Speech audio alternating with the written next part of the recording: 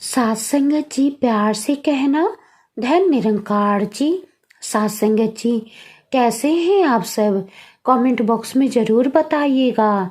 आशा करती हूँ कि सतगुरु माता जी की रहमतों से आप सभी बहुत ही खुश और स्वस्थ होंगे। सात संगत जी हम वैसे दिखाई पड़ रहे हैं जैसे हम वास्तव में है नहीं। आज की प्यारी और खूबसूरत साखी इसी विषय पर आधारित है। उम्मीद करती हूँ कि आप सभी को ये साखी बहुत ही पसंद आएगी। तो आइए संतोष जी साखी सुनते हैं। सात संगत जी हम सब ने अक्सर सुना है कि एक किसान ने एक खेत में एक झूठा आदमी बनाकर खड़ा कर दिया। किसान खेतों में झूठा आदमी बनाकर खड़ा कर देते हैं, कुर्ता पहना देते हैं, हांडियां लटका देते हैं, मुंह बना देते हैं। जंगली जानवर उस झूठे आदमी को देखकर डर जाते हैं, भाग जाते हैं।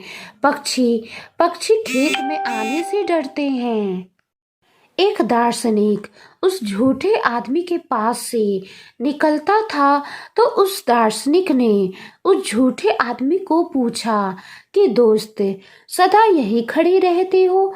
धूप आती है, वर्षा आती है, सर्दियाँ आती है, रात आती है, अंधेरा हो जाता है, तुम यही खड़े रह जाते हो, उबते नहीं हो, घबराते नहीं हो, परेशान नहीं होते हो क्या?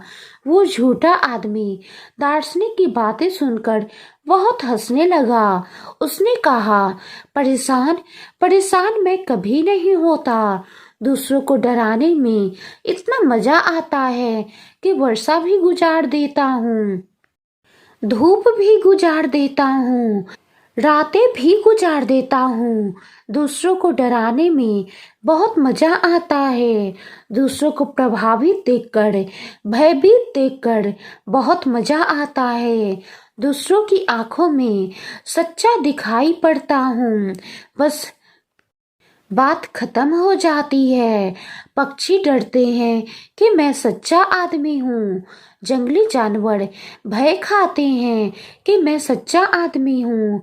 उनकी आंखों में ये देखकर मैं सच्चा हूँ, बहुत ही आनंद आता है, बहुत ही सुख मिलता है। उस झूठे आदमी की बातें सुनकर दार्शनिक ने कहा, बहुत आश्चर्य की बात है कि तुम जैसा कहते हो वैसी हालत मेरी भी है। मैं भी दूसरों की आंखों में देखता हूँ कि मैं क्या हूँ और उसी से आनंद लेता चला जाता हूँ। तो वो झूठा आदमी हंसने लगा और उसने कहा, तब फिर मैं समझ गया कि तुम भी एक झूठे आदमी हो। झूठे आदमी की एक पहचान है, वो हमेशा दूसरों की आंखों में देखता है कि कैसा दिखाई पड़ता है। इससे मतलब नहीं कि वो क्या है। उसकी सारी चिंता, उसकी सारी चेष्टा यही होती है कि वो दूसरों को कैसा दिखाई पड़ता है। वो जो चारों तरफ देखने वाले लोग हैं वे उसके बारे में क्या कह रहे हैं, क्या सोच रहे हैं। ये जो बाहर का अध्यात्म है ये लोगों की चिंता से पैदा हुआ है। लोग क्या कहते हैं मेरे बारे में, क्या सोचते हैं मेरे बारे में, ये आदमी सच्चा है या झूठा है। और जो ये आदमी सोचते हैं कि मेरे बारे में लोग क्या कहते हैं, क्या सोचते हैं, वो आदमी कभी भी जीवन में अनुभव को उपलब्ध नहीं हो सकता।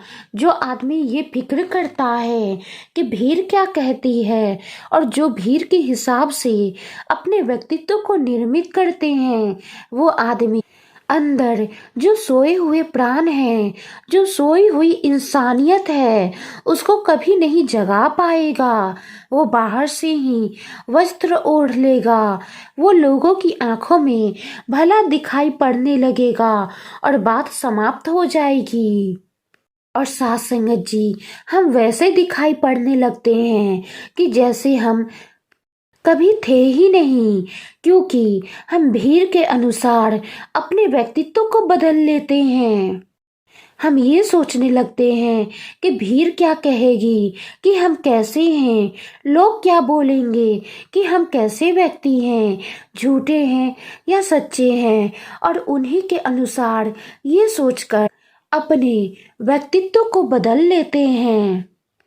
हम वैसे दिखाई पड़ रहे होते हैं जैसा दिखाई पड़ना हमें सुखद मालूम पड़ता है, लेकिन साथ संगत जी, वास्तव में हम वैसे नहीं हैं।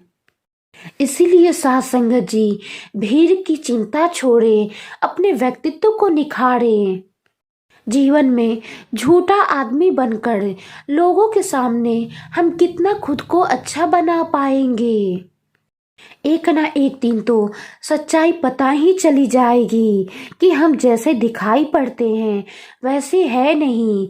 इसलिए साथ संगत जी, अपने व्यक्तित्व को निखारें और एक सच्चा इंसान बने। वास्तव में हम जैसे हैं लोग हमें वैसे ही पहचाने।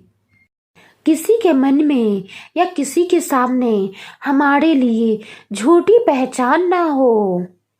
साथ संगत जी, सच्चा व्यक्तित्व तब निखरेगा जब हम इस प्रभु परमात्मा से जुड़ेंगे। मानव प्रेम रूपी मोतियों की माला प्रभु रूपी धागे के बिना बननी असंभव है। भक्त ब्रह्मा ज्ञान को जीवन में अपनाकर कण कण में रमे हुए राम को हर पल एहसास करते हुए मानव मातर की सेवा करते रहें। उच्च विचार, स्वच्छ आहार और निष्कपट व्यवहार चरित्र निर्माण के मूल आधार हैं। इसके लिए सत्संग भी अनिवार्य है। साथ संगत जी, अगर वाणी में कोई गलती हो गई हो तो बख्श लेना जी।